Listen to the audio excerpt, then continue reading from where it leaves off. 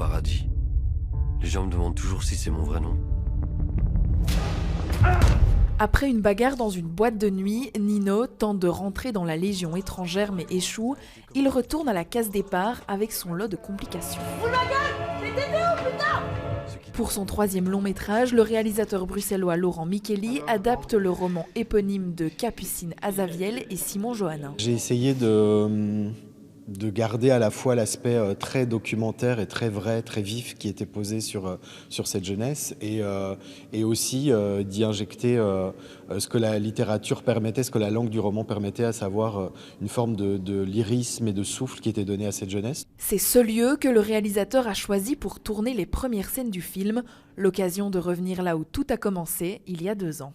On avait envie d'exploiter au maximum ce lieu qui est resté vachement dans son jus, mais qui est du coup est assez fort visuellement. Rien n'a bougé, parce que par exemple le premier endroit dans lequel on était, toute la frise de couleurs, c'est nous qui l'avions faite pour le film. C'est assez émouvant de se remémorer les trucs. Ça me paraît hier en fait.